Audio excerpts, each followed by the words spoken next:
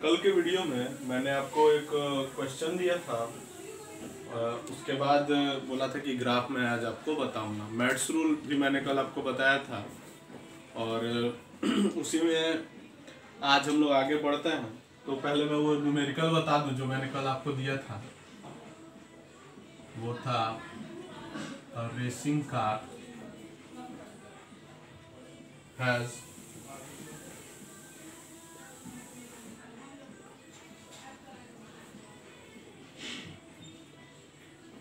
uniform acceleration of 4 meter per second square. What distance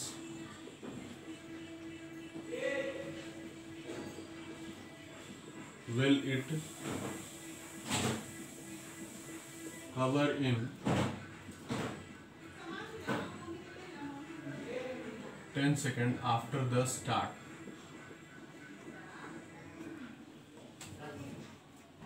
question है कि एक racing car है, इसमें यूनिफॉर्म एक्सीलरेशन कितना है 4 मीटर पर सेकंड स्क्वायर।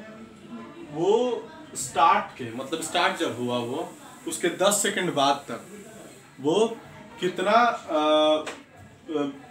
डिस्टेंस ट्रेवल करेगी। ठीक है, कितना डिस्टेंस उसका ट्रेवल होगा ये हम लोगों को निकालना है।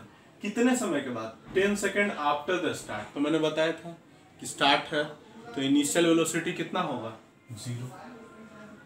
यू हो गया हम लोगों का 0 मीटर पर सेकंड। टाइम हो गया हम लोगों का दिया हुआ है क्वेश्चन में 10 सेकंड। यूनिफॉर्म एक्सीलरेशन भी दिया हुआ है a = 4 मीटर पर सेकंड स्क्वायर। निकालना क्या? व्हाट डिस्टेंस, यानी हम लोगों को निकालना है s। तो आपके पास 3 फॉर्मूले हैं। यदि मैं यहाँ पर लिख देता हूँ, आप खुद डिसाइड कीजिए कि कौन सा लगाइएगा। पहला था हम लोगों का v = u + at। सेकंड था s = ut + ½ at²। और थर्ड था v² = u² + 2as। ये तीनों हम लोगों ने अलजेब्रिकली प्रूफ भी किया था। तो आप बताइए कि इन तीनों में से कौन सा फॉर्मूला आप लगाना सही समझेंगे। यहाँ इस कंडीशन में देखिए u, t और a पता है तो s दो ही ठो में है। एस निकालना हमको तो या तो ये फॉर्मूला लगेगा क्योंकि इसमें एस है और एक ये है इसमें एस है, लेकिन इस वाले में टी नहीं है। जबकि हमको क्वेश्चन में टी पता है तो कौन सा लगेगा फॉर्मूला? ये वाला लगेगा। तो लिखिए S = ut + ½ at²। S = u हो गया 0 × t हो गया 10 + ½ a हो गया 4 × t का स्क्वायर यानी कि 10 का स्क्वायर। 2 से 2 बार में ये तो 0 हो जाएगा। 0 + 2 × 10 का स्क्वायर 2 × 100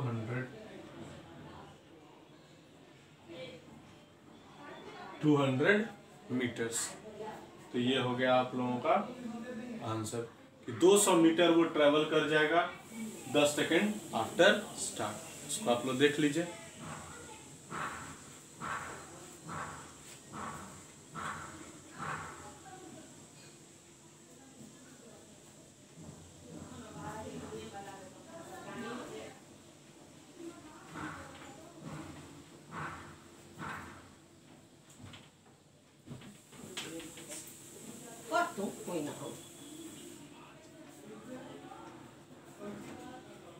तो ये हो गया आप लोगों का। अब इसके बाद जो है नेक्स्ट बात जो है वो हम लोग ग्राफ को चलेंगे।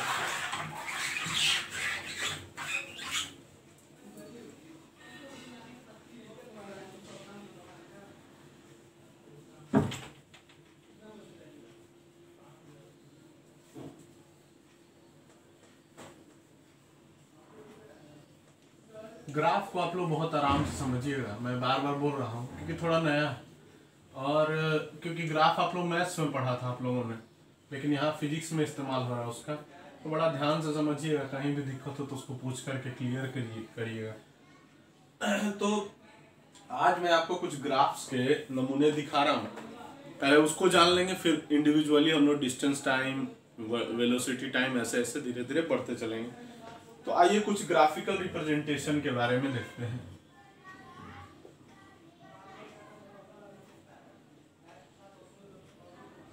ग्राफिकल रिप्रेजेंटेशन ऑफ मोशन, मतलब अलग अलग टाइप के मोशन को हम लोग कैसे कैसे दिखाते हैं। तो यदि बात की जाए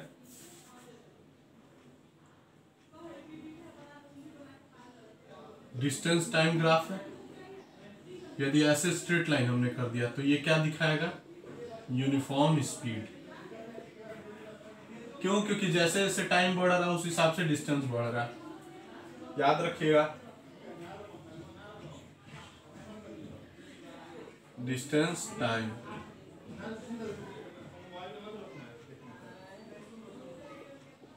ये है नॉन यूनिफॉर्म स्पीड के लिए, ध्यान रखिएगा। नॉन यूनिफॉर्म स्पीड भी बताएगा। अब मान लिया कि ये ग्राफ है, जरा ये क्या बताएगा, तो देख रहे हैं टाइम पास हो रहा है लेकिन डिस्टेंस वही का वही है, यानी ऑब्जेक्ट क्या है, रेस्ट में है। ऑब्जेक्ट क्या है, एट रेस्ट, यानी कि वेलोसिटी 0। अच्छा, मैं यदि ये कहूं कि ऐसा ग्राफ क्या होगा, इस तरफ डिस्टेंस इस तरफ टाइम। ये मैं आपको डिस्टेंस टाइम ग्राफ के कुछ नमूने मैं दिखा रहा हूँ। सबसे पहले हम लोगों को वही पढ़ना है, डिस्टेंस टाइम ग्राफ। एक एक्सिस पर डिस्टेंस दिखा रहा हूँ, एक डिस्टेंस पर टाइम। मैंने बताया था कल आपको, इंडिपेंडेंट को एक्स एक्सिस पर दिखाते हैं, डिपेंडेंट को वाई एक्सिस पर। तो इंडिपेंडेंट हमारा टी है और डिपेंडेंट है डी, तो इसको हम लोगों ने उस ढंग से दिखाया है। तो ये जो है ग्राफ, ये क्या बताएगा, ये सोचना है हम लोगों को। तो आप ही बताइए, एक ही टाइम पर, टाइम तो फिक्स है, डिस्टेंस अलग अलग, क्या ये पॉसिबल है कि एक ही टाइम पर एक ही ऑब्जेक्ट अलग अलग डिस्टेंसेस पर हो? Not possible. यानी ये जो ग्राफ है ये केवल कंफ्यूजन के लिए दिया हुआ है। ये ग्राफ क्या लिखेंगे, नॉट पॉसिबल। तो आप लोग ध्यान से समझ लीजिए।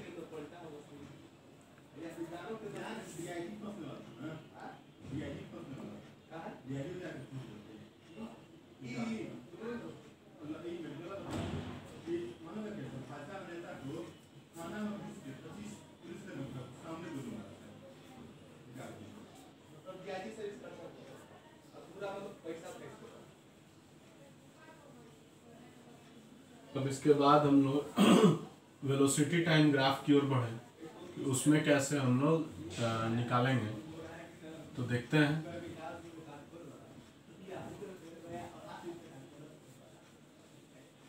अभी हम लोग केवल ग्राफ में उसके फॉर्म को समझ रहे हैं, उसके रूप को, कि वो ग्राफ हमको क्या बता रहा है उसके बारे में। तो आइए अगला ग्राफ जो हम लोगों का पढ़ना है, हम लोगों को पढ़ना है, वो है वेलोसिटी टाइम ग्राफ।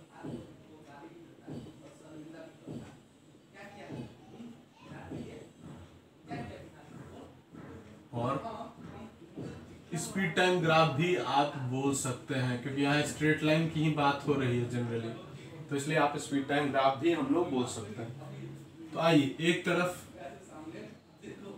भी दिखा रहे हैं, एक तरफ टी। मैंने बताया था फिर वही बात कि इंडिपेंडेंट एक्सिस की तरफ और डिपेंडेंट है भी ये वाई एक्सिस की तरफ। तो पहला यदि ग्राफ मान लीजिए ऐसा दिया हुआ है, तो इसका मतलब क्या, टाइम पास हो रहा है लेकिन वेलोसिटी वही का वही है। तो ऐसे वेलोसिटी को क्या कहेंगे, कांस्टेंट या uniform velocity.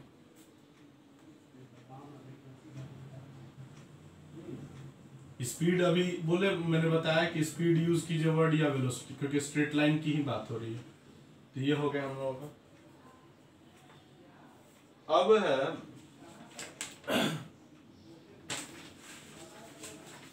Uniformly accelerated speed. आपको यदि मुझे दिखाना हो तो वो कैसे दिखाएंगे, कि यूनिफॉर्मली एक ही तरह से स्पीड बढ़ रहा है। तो ऐसे देख लीजिए आप, ये है क्या, कि ऑब्जेक्ट जो है वो यूनिफॉर्मली स्पीड जो है वो यूनिफॉर्मली चेंज कर रहा है। स्पीड चेंजिंग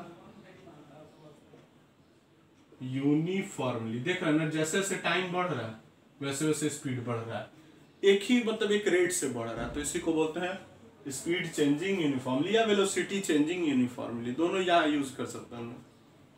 अब इसके बाद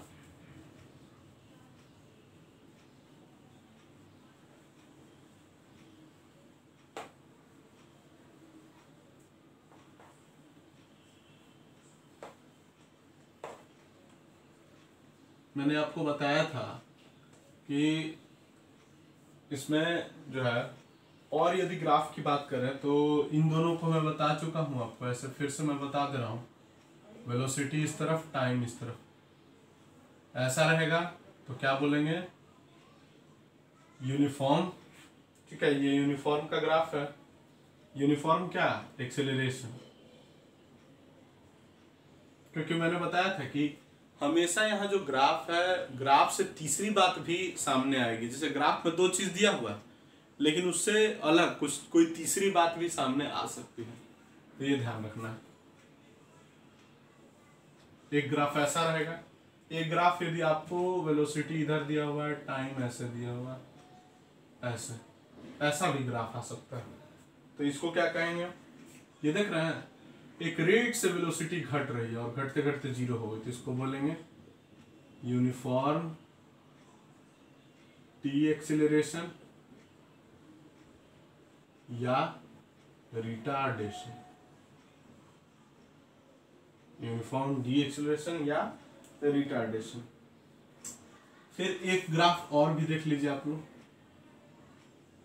ऐसे। मतलब क्या है इस ग्राफ का मतलब क्या है, ये ग्राफ बोल रहा है कि देखिए, जब हमने वेलोसिटी को सोचना शुरू किया तो इनिशियली उसके पास कुछ वैल्यू था कि नहीं। देखिए यहाँ पर ये तो जीरो से शुरू नहीं हो रहा है, ये जीरो से शुरू हो रहा है, लेकिन ये जीरो से नहीं शुरू हो रहा है, यानी कि ये यूनिफॉर्म तो होगा लेकिन विथ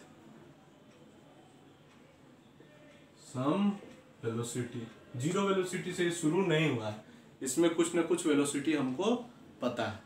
तो ये सब ग्राफ, ठीक है, ये यूनिफॉर्म का ग्राफ हो गया। अब हम लोग थोड़ा सा इसमें पढ़ेंगे कि किसमें कैसे हम लोग क्या निकाल सकते हैं। तो इसको आप लोग जरा देख लीजिए, तो फिर मैं आगे आपको बताता हूँ कि इसमें क्या निकालें कैसे।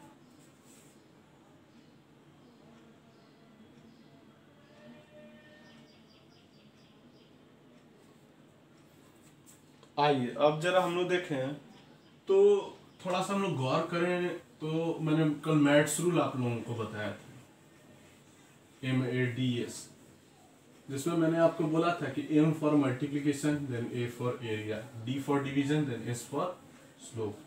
यानी कि किसी ग्राफ में यदि दो जो क्वांटिटीज दी हुई हैं उनके मल्टीप्लिकेशन से यदि तीसरा कोई चीज निकलेगा तो हम लोग एरिया निकालेंगे, और यदि उनके स्लोप से निकलेगा तो हम डिवीजन से निकलेगा तो हम लोग स्लोप निकालेंगे। जैसे देख लीजिए, एक ग्राफ दिया हुआ है, आपसे पूछ रहा है कि इतने समय में डिस्टेंस और टाइम है, तो बताइए आप लोग, डिस्टेंस इंटू टाइम कुछ होता है, नहीं होता है। लेकिन डिस्टेंस बाय टाइम क्या होता है, स्पीड या वेलोसिटी की बात करेंगे, क्योंकि डिस्प्लेस स्ट्रेट लाइन है तो डिस्टेंस जो है वो क्या बन जाएगा, डिस्प्लेसमेंट। तो ये बात है। तो हमने क्या चेक किया यहाँ देखिए, तो स्पीड निकालने के लिए डिवाइड किया, तो MADS के हिसाब से, D for division, then S for slope. तो स्लोप निकालने के लिए मैंने कल आपको पिछले दिन में बताया था कि ये, और यहाँ हमको y मिलेगा, ये क्या मिलेगा, y। यहाँ जो वैल्यू होगा वो होगा y, यहाँ जो मिलेगा x।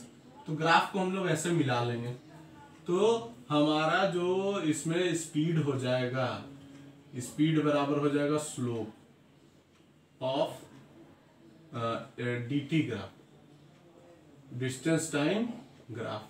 और स्लोप निकालने के लिए हम लोग क्या करेंगे, बताया मैंने, y बाई एक्स। यानी यदि यहाँ नाम दे दें ABC, तो हम लोग लिख देंगे AC बाई BC। यदि आप ये वैल्यू निकाल लीजिएगा तो आपका इसमें स्लोप निकल जाएगा, और बिना कैलकुलेशन के ही आप डायरेक्ट इसका क्या निकाल लीजिएगा, स्पीड या वेलोसिटी आप इस ग्राफ से निकाल लीजिएगा। अब यदि हम लोग बात करें वेलोसिटी टाइम ग्राफ की, VT ग्राफ की, तो वेलोसिटी इंटू टाइम क्या होता है बताइए आप, डिस्प्लेसमेंट या डिस्टेंस, डिस्प्लेसमेंट या डिस्टेंस, क्योंकि हम लोग स्ट्रेट लाइन की बात करें तो डिस्टेंस भी बोल सकते हैं, डिस्प्लेसमेंट भी बोल सकते हैं। और वेलोसिटी बाय टाइम क्या होता है, तो मैंने बताया था rate of change of velocity को क्या बोलते थे, एक्सीलरेशन। यानी यहाँ दोनों ऑप्शन है, मल्टीप्लिकेशन करने पे क्या निकल रहा है, डिस्टेंस या डिस्प्लेसमेंट, और डिवीजन से एक्सीलरेशन। यानी कि जो भी ग्राफ हमारा बनेगा, यदि हम लोग VT ग्राफ का एरिया फाइंड करते हैं, क्योंकि मैंने बताया था एम, मैथ्स रूल को याद कीजिए तो MADS, multiplication then area. Multiplication से क्या निकल रहा है, डिस्प्लेसमेंट, यानी कि उस ग्राफ का एरिया निकालेंगे तो उसका डिस्टेंस या डिस्प्लेसमेंट हमको पता चल जाएगा। और वेलोसिटी टाइम ग्राफ का यदि हम लोगों ने स्लोप निकाला तो वो स्लोप निकाला यानी डिवीजन हो रहा है, एक्सेलरेशन मिल रहा है, यानी कि क्या निकालेंगे, स्लोप। तो स्लोप यदि हम लोगों ने निकाला तो उसका क्या निकलेगा, एक्सेलरेशन निकलेगा। इतनी बातों को आप ध्यान रखिएगा, ये इतनी बातों को आप अच्छे से समझ लीजिएगा। और उसके बाद फिर मैं आपको अगले वीडियो में, अब हम लोग डायरेक्ट प्रूफ करेंगे इक्वेशन ऑफ मोशन, जो हम लोगों ने 3 पढ़ा था ना, v = u + at, s = ut + ½ at², और तीसरा था v² = u² + 2as। इन तीनों को हमने अलजेब्रिकली प्रूव कर लिया, लेकिन अब हम लोग जो प्रूव करने वाले हैं वो होगा ग्राफिकल प्रूफ। तो ग्राफिकल प्रूफ के लिए आपको ये पूरा ग्राफ याद रहना चाहिए ताकि उस समय आपको प्रॉब्लम ना हो। तो आप लोग खूब अच्छे से इसको प्रैक्टिस करके रखिएगा, और कहीं भी प्रॉब्लम हो तो आप मुझसे शेयर कीजिएगा, पूछिएगा उस बात।